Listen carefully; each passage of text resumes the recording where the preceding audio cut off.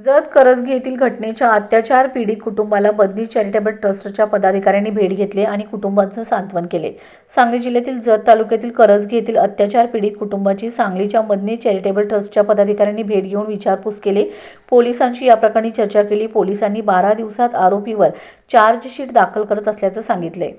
4 वर्षाच्या चिमुरडीवर अत्याचार करून तिचा निर्घृणपणे खून पांडुरंग कळली या नराधमाने केलाय। त्याचा संताप व्यक्त होत असून या नराधमाला फाशीची शिक्षाच व्हावी अशा प्रतिक्रिया उमटत आहेत। मदनी चॅरिटेबल ट्रस्टचे संस्थापक अध्यक्ष हाफिज सद्दाम सय्यद आणि महासचिव सुफियान पठाण यांनी पीडित कुटुंबाची भेट घेऊन विचारपूस करून कुटुंबाला धीर दिलाय।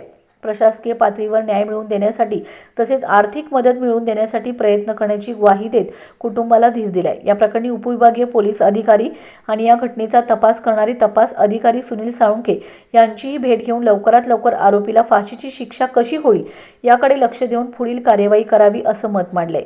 साळुंखे यांनी जिल्हा पोलीस प्रमुखांच्या आदेशानुसार 12 दिवसात आरोपीवर चार्जशीट दाखल करण्यात येणार असून अशा घटना घडल्यानंतर इतक्या कमी दिवसात चार्जशीट न्यायालयात दाखल करण्याची ही पहिलीच घटना असल्याचे त्यांनी स्पष्ट केले। पोलिसांनी या गुन्ह्यात कोणतीही कसर ठेवली जाणार नाही असं स्पष्ट करत पीडित कुटुंबाला न्याय मिळवून देऊ असं सांगितलंय। उमदी पोलीस ठाण्याचे पोलीस निरीक्षक संदीप कांबळे यांची देखील भेट घेऊन घडलेल्या घटनेची माहिती घेऊन जलद न्यायालयात खटला चालवून त्याला फाशीची शिक्षा होण्यासाठी कसून प्रयत्न करण्याची मागणी करणारे निवेदनही दिले। जिल्हा पोलीस प्रमुख संदीप घुगे यांच्या मार्गदर्शनाखाली पोलीस प्रशासन योग्य पद्धतीने या घटनेचा तपास करत असल्याने मदनी चॅरिटेबल ट्रस्टच्या पदाधिकाऱ्यांनी समाधान व्यक्त केले।